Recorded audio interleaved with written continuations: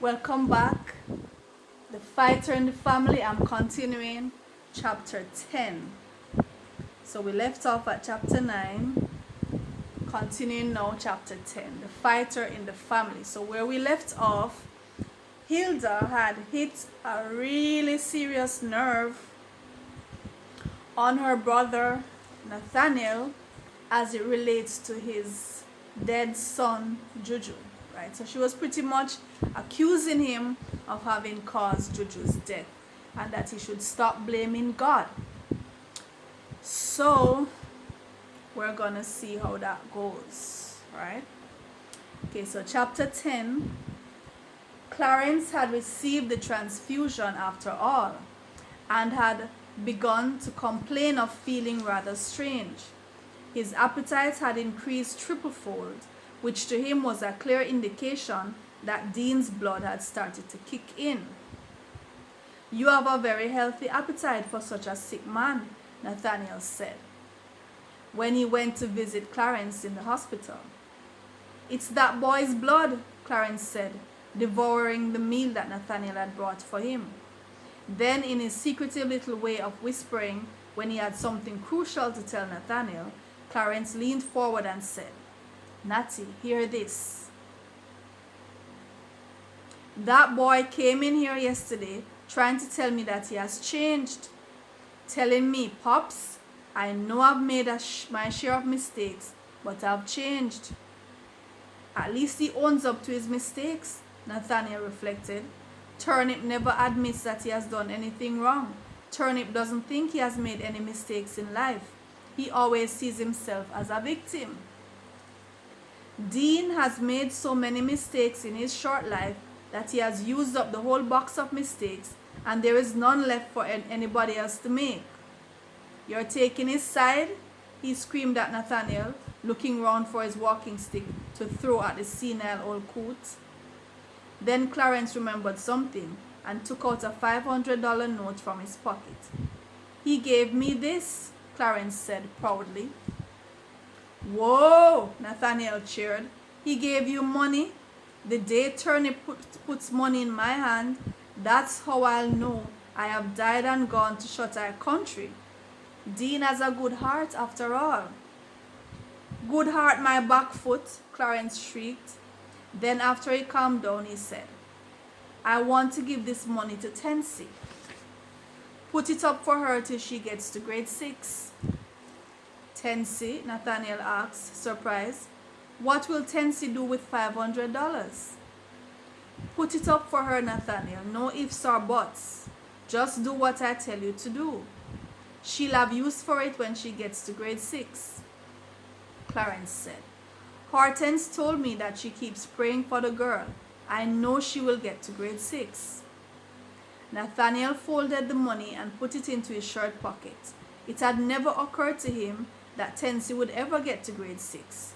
He had imagined her becoming blind and lame and dying round about grade 3 or 4. She was now in grade 2 and passing all her written tests, but had still not uttered a word. Tensie hated being called retarded because she knew she was not, and she wished her grandfather would stop. The dancing lessons that she had received from Auntie Hilda, which had been regular and sustained, had greatly improved the circulation in her limbs, and they had long shaken off what little stiffness had been hindering them. Tensie performed in games and in track and field on sports day, and she won many of her races, beating even some of those children with very long legs who were said to be unbeatable. She could beat any boy her size or even bigger, which she had learned to do because she was always being teased and bullied by them. Hortense had even started sending Tensie to the shop and on little errands within Cassava Peace, and Tensie was often babysitter for her 1-year-old brother, whom Agatha had given birth to prior to her husband's disappearance.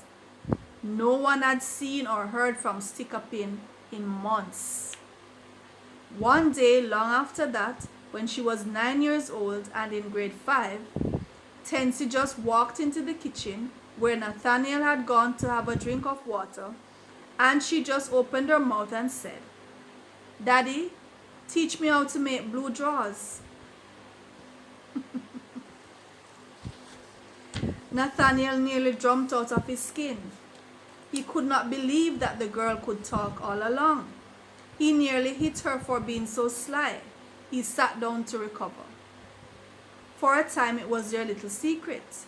Nathaniel taught Tenzi how to make blue drawers, which she always loved and which Nathaniel made quite often. He told her and showed her how to mix the cornmeal and sugar and other ingredients, how to wrap them into a banana leaf and tie the squares with banana cord, then put them into a pot of boiling water until they were cooked. While the blue drawers cooked, they would talk about things from A to Z, usually recollections Nathaniel had about country living, which he had suppressed and which flowed from him now like a river whose dam had collapsed. Tensi was intrigued by the stories. Nathaniel tried to stop himself, but the stories kept coming, and as the blue drawers boiled, Tensi heard about every nook and cranny of Walker's Wood, about how the cows would sprawl their boastful selves over the meadow greens, as if they owned the world, about how the pimento trees would sway and betray their fragrance to the breeze, about how the sunrise in Walker's Wood was like no other sunrise anywhere in Jamaica.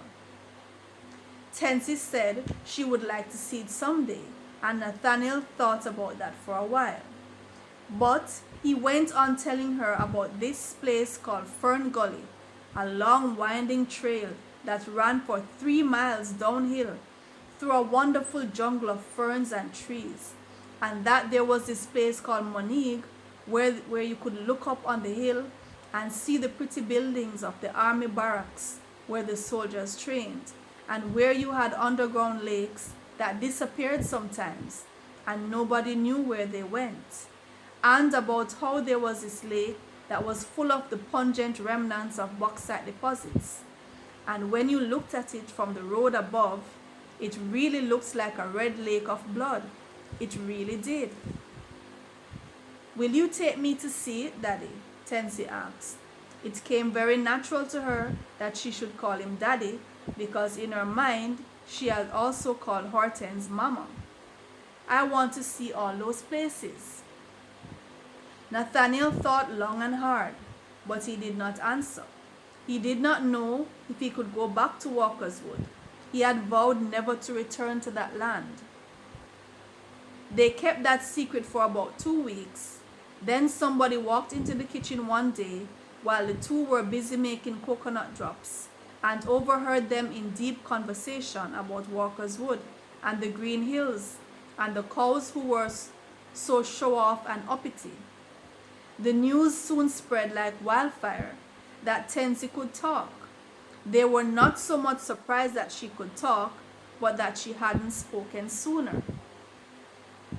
In early October, the teacher sent word that though Tensi was only 9, she was recommending her for the GSAT exams because she was so bright.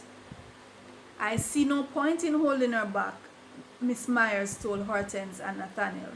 "The child is brilliant, very exceptionally so." "Maybe her head won't be able to manage it after time," Nathaniel explained to the teacher. "What makes you say that?" Miss Myers asked. Nathaniel told her that Tensi was retarded. But Hortense tried to get him to shut up before he embarrassed them with his stupidity. "Retarded?" Miss Myers asked, flabbergasted. "Tensi is not retarded. Except for how brilliant she is, she's a normal child otherwise."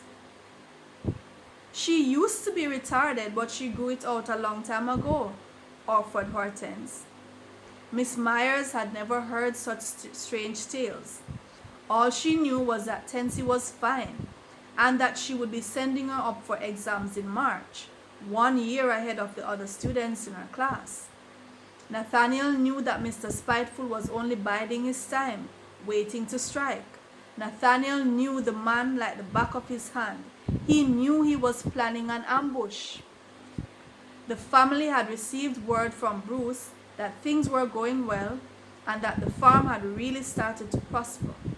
Bruce now had 14 goats, 10 dairy cows, 4 bulls, 8 hogs, and enough chickens to serve for Sunday dinner for 6 months straight if he killed one each week. Bruce had also constructed a small concrete reservoir over on the commons to fend off any water problems that they might encounter, for the farm demanded copious amounts of water daily. It was a regular thing for Bruce to send up meat and milk and eggs and ground provisions from Myrtle's kitchen garden for the rest of the family living in Kingston. He usually sent these up with Nerissa and Annie when they came to visit on weekends or holidays. Nathaniel was not so much surprised to hear that Bruce was beginning to prosper. He had seen the determination and drive on the man's face that day he had been released from prison. Myrtle, on the extreme fringe of her childbearing years, had also given birth to 3 other children, a pair of twins and a baby girl. Bruce had become a real family man. For the first time in his life, when he compared himself to Bruce, Nathaniel felt less than adequate. Bruce was getting ahead of him. Bruce had indeed overtaken him and was blazing ahead. Though the older of the brothers, Bruce had always trailed pitifully behind Nathaniel when it came to getting ahead in life. Bruce had been the slower one at school, the lazier one when it came to doing morning chores, the last one to settle down with a mate, that is, marry and settle down, for it was years after Myrtle had borne him 2 children that Bruce had decided to settle with her.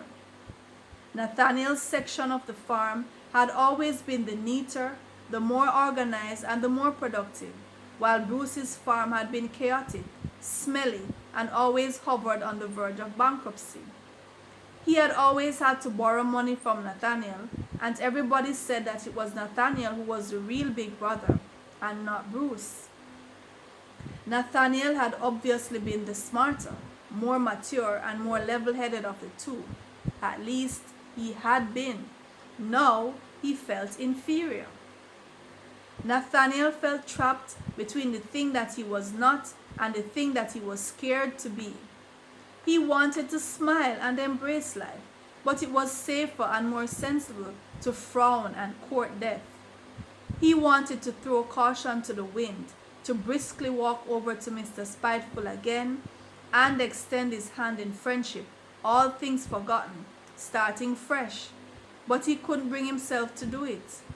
For one, he was too proud, and secondly, he did not want to fall flat on his face again. Nathaniel wanted to tell his family that life was overwhelmingly good and that what little bad there was could easily be cancelled out with a small loan to a good friend, but he wasn't sure if Mr. Spiteful would back him up on that claim. Nathaniel thought he understood why Tensie had been silent all this time. He too had been silent, in that he never really expressed his true feelings about things. He always expressed the reverse. He said the opposite of what he truly felt. He requested the very minimum of what he really wanted. He told the people he loved most that he hated them. He pushed them away when he wanted most desperately to pull them close. And the one girl whom he felt had the ability to succeed over any other girl in the world, he kept spreading rumors that she was incapable of accomplishing the most basic tasks. Yes, he was trapped. He could not help himself. He did not know who could help him, and if he could be helped. Tensie was studying for her exams, and now that the secret was out that she could speak, everyone chipped in to help her study by quizzing her orally. Agatha had grown closer to her daughter, though their relationship was still more like that of sisters. After the end of the first term, Tensie was moved up to grade 6 so that she could be with the other students who were preparing for exams, and she had been elected class monitor. Tensie will be the valedictorian at the graduation ceremony, Miss Myers said to Tulsi and Nathaniel. She had developed the habit of stopping by for chats some evenings on her way home from school, though Tensi had moved up to a new class and had a new teacher. Hortense was delighted, and Nathaniel was too, with an ounce of suspicion. It seems we may have a future scientist on our hands, Hortense chirped. Tensi may be the very first one in our family to attend university and have a real profession. The news spread like wildfire through Cassava Peace, and everyone was happy for Tensi. Well, everyone said they were happy.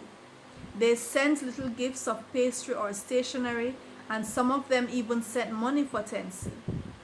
What they might have been trying to express also was the fact that if Tensi went to university and came out a certified doctor or lawyer or scientist or politician or whatnot, she would not only represent the Hector family, but the entire Cassava Peace family, dysfunctional and torn apart as it was. Both the Hector family and Cassava Peace needed motivation and representation, not to mention redemption. Nathaniel remembered that it was a very cold morning in March. He had walked with Tensi all the way up to the school, and they had held hands, and Nathaniel had taken off his sweater and placed it around her because the morning was chilly. Nathaniel would have sat in the schoolyard and waited until the examination was over.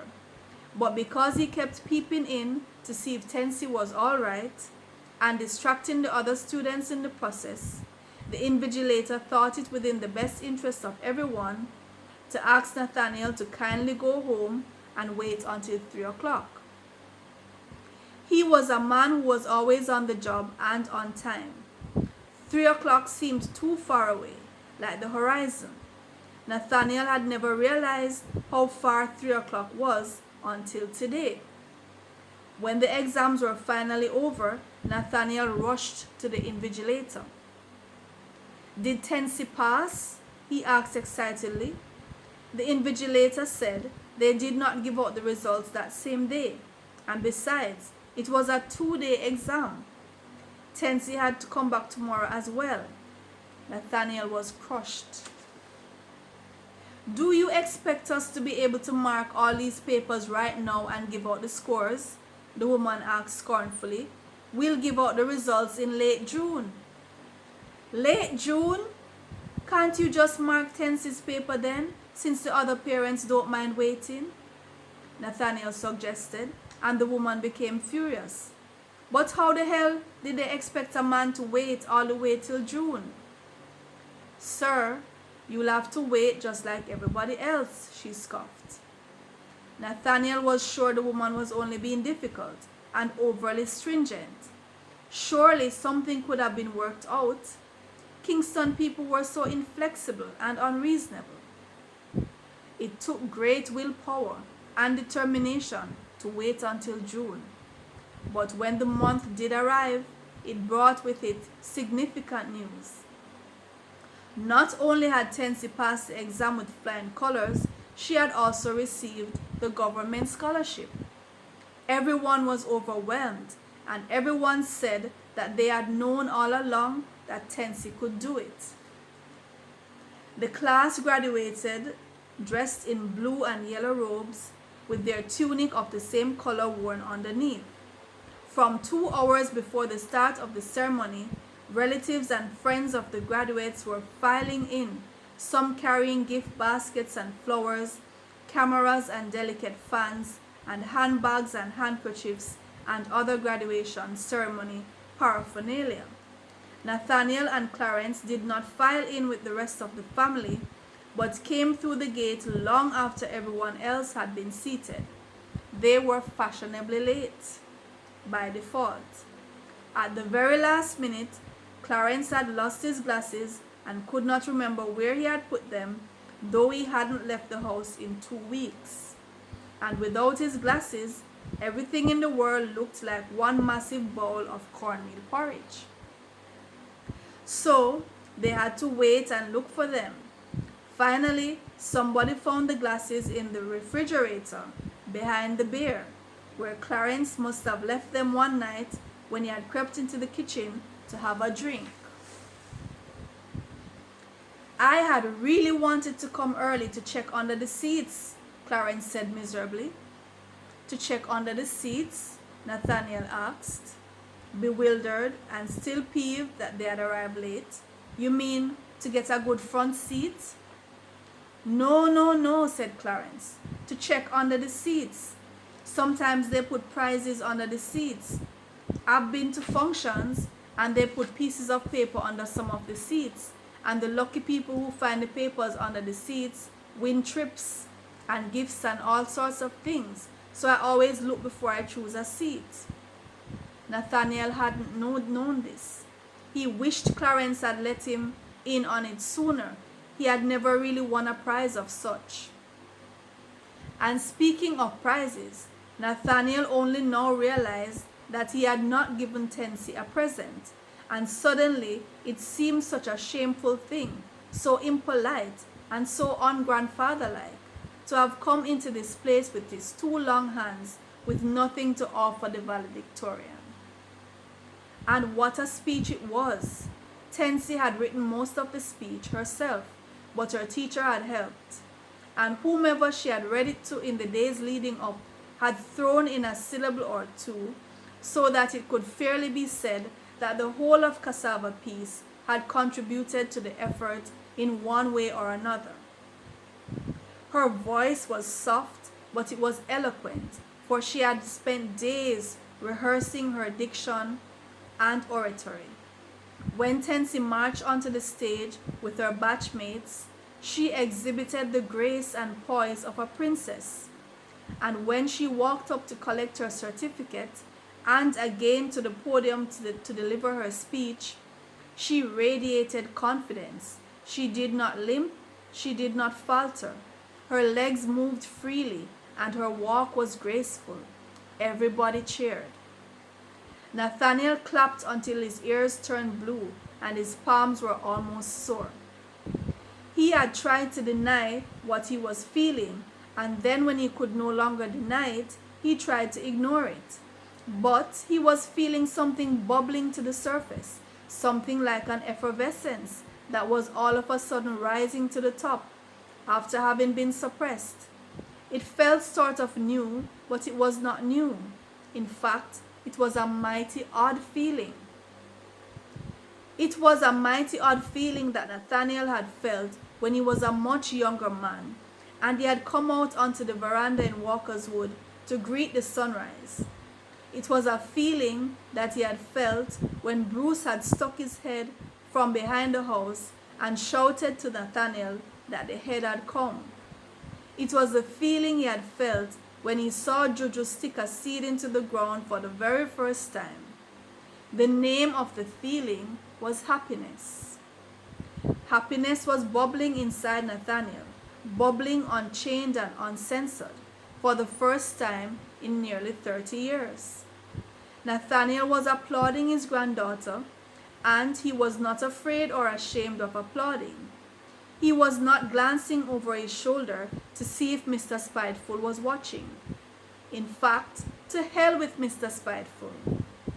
Nathaniel deserved to be happy, and Tensi had caused it. After the ceremony, when everybody was looking around for the best background to snap shots of the graduates and group shots of the graduates and family, Nathaniel took Tensi over to the side. He embraced her and kissed her forehead. "I want to get you a present," Nathaniel said. "I prefer if you tell me what you like. That way I can be sure that you will like what I give you." Tensi giggled. She looked all grown up in her robe, her hair done up in very fine cornrows. Galvani had tried to put on lipstick and makeup on Tensi's face, but Hortense had chased her away. Tensi was wearing a pretty pearl necklace given to her by Auntie Hilda, who incidentally was making her way over, armed with a camera. "Daddy," Tensi said, almost in a whisper to Nathaniel, "all I want for my present is for you to stop calling me an idiot and saying that I am retarded. And Nathanael said that it was a deal. And he made a gesture by crossing his hand over his heart and bowing. And Hilda's camera went click. So that's the end of chapter 10. Alright, so we have 2 chapters to go. Chapter 11 and chapter 12. Alright, so let's see how far we can get in chapter 11. Chapter 11. That summer, Nathanael was feeling very light and merry. He wanted to romp and frolic like a toddler. Tensie was on holidays and Nathanael had received 2 weeks vacation leave from the hospital, and it gave him some time to catch up for all the years of fun he had missed out on with Tensie and Clayton. He had been lagging behind as a grandfather big time. The neighbors stared in amazement as Nathanael, now nearly 60 years old, galloped around the yard with Tensie on his back, or with Clayton upon his neck, the 3 of them laughing and screaming. Of course, aware of his duty as grandfather, Nathanael had made sure to stock up on several packs of sweets, toffees, candy canes, chocolate bars, and he bought cotton candy and icy mints from a man who went peddling. Nathanael had to hide all of this from Hortense, and the whole thing was a grand secret between him and the children, the way it should be. Tensie would be attending high school in September, and Clay would be starting basic school that same month. For once, things were going right again in Nathanael's life. The seeds of hope had not died in him after all, but had lingered in a kind of suspended animation in his soul, and Tensie had revived them. Tensie especially, more than anyone else in the world, had made Nathanael decide to live freely again. He had been set free from the nearly 30-year bondage that he had imposed upon himself, and which had fretted his very existence, making it abnormal. It was as if he had held his breath for 3 decades, and now he had tried his hand at exhaling again, and found that the instinct still functioned and still felt good. And if you can keep secrets, you may rest assured that Nathanael started copulating with his wife again. He surprised Hortense one night when, smack out of the blue, he started kissing her and gently pulling her legs apart, waking her up out of a very deep sleep. Now, it happened that one day in August, while Nathanael was still on leave and only he and the children were at home, they had taken the liberty to indulge in the goodies that he had stashed away. Hortense had gone to the craft market to deliver orders, and Galvani and Agatha were at work, and Turnip was out doing some sort of turnipy thing. So it was safe to pull out the bag from under the boxes in the kitchen where Nathanael had hidden it. Nathanael had not liked sweets as a child, nor for much of his grown life, but he had heard somewhere or other that grandfathers were supposed to load children up with sweets, and in doing this, he too had discovered the taste and was hooked. So by noon, between the 3 of them, the sweets were done, and the ailing triumvirate had to drink copious amounts of water and go lie down. The nap Nathanael had that day was really deep. It was almost not a nap at all, more like a deep, invigorating sleep, except that it did not last long. It was kind of like the alluring calm that was said to come before the storm. It was a blissful daydream, and just when Nathanael thought that the dream would last forever, Mr. Spiteful struck again, and this time Nathanael was really truly caught off guard. Tensie woke up out of her reverie, complaining of stomach pains. Nathanael himself felt a bit dizzy and nauseous from the overdose of sweets. and he figured the same thing was happening to Tensi, though Clay seemed to be just fine. Drink some water, Nathaniel told her. Maybe we had too many sweeties. Tensi drank the water, but came back 1 hour later saying that her belly was still hurting. Nathaniel made a note in his head that never under any circumstances was he to give the children so many sweets all at once again. Let me massage your belly for you, he said to Tensi, and he pretended that he was rubbing out the pain and was making noises like a vacuum cleaner. And Tensi tried to laugh. Clay was giggling all over the place. By this time, there was a telephone in the house, and Hortense had called to say that she would pick up fresh material from her supplier and that she would be a little late. Nathaniel started to prepare dinner. He was going to cook Hortense a special dinner to show that he loved her so much. He made mackerel rundown in coconut milk, served with yams and Irish potatoes and green bananas, a regular Jamaican breakfast, but Hortense's favorite any time of day. The children ate, and Nathaniel ate a little. He did not want to ruin his appetite because he wanted to have dinner with Hortense. Tensi had no stomach for her food. She ate only a few mouthfuls and then made a sprint for the bathroom to vomit. Drink some water, it's the sweets, Nathaniel said. Tensi drank the water and then vomited again. Go lie down a little, Nathaniel told her. My belly, Tensi moaned, cringing over and coiling up in pain. My belly's hurting me, Daddy. She could not stay still on the bed. Too many sweets, Nathaniel said. It is all my fault, though. Next time, only a handful of candies each. He tried to massage Tensi's belly, but to no avail. The girl only screamed each time Nathaniel rubbed close to her navel.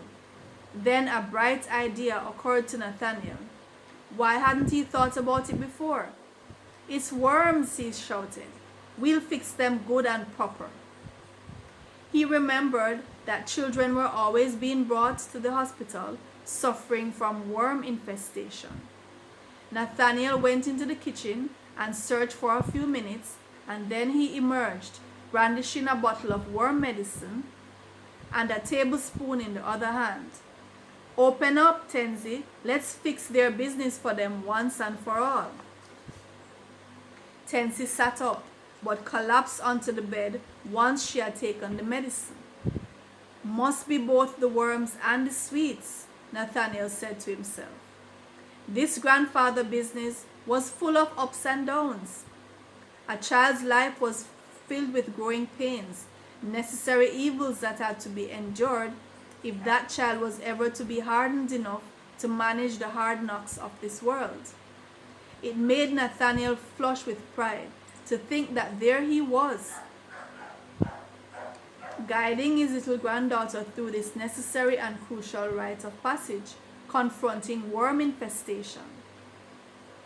It was now about 5 o'clock in the evening, and Tensi was still coiled up in bed, rocking in pain and roasting with fever. The worm medicine had not kicked in. Either that or the worms had rallied to launch a counterattack. Tensi had gotten up 3 times to use the bathroom, and on all 3 occasions had passed very loose and offensive stools, similar to what Clay used to pass when Agatha had just brought him home from hospital. And Hortense had explained that newborn babies always do awful like that. The pain, which seemed first to generate from her navel, had now moved to the lower right side of her body, which was tender and could not tolerate being touched even in the slightest. It was astounding to know that Nathaniel, who had worked at the children's hospital for so many years and had adopted Samuel's habit of advising parents on this and that, had not recognized the symptoms and realized that the girl needed very urgent medical attention. It was not until late evening, when the street lights were coming on, that Nathaniel finally ruled out the worm and sweetie hypothesis and was rushing through the door, carrying Tensie in his arms, with Clay wobbling behind. They met Hortense coming in. "I think she has appendicitis," Nathaniel said. "Quick, call a taxi." The doctor on duty at the children's hospital examined Tensie's abdomen for signs of pain and tenderness, which were obviously there, and he offered at once for blood and urine tests to be done, and abdominal and chest x-rays on the double, and fever medicine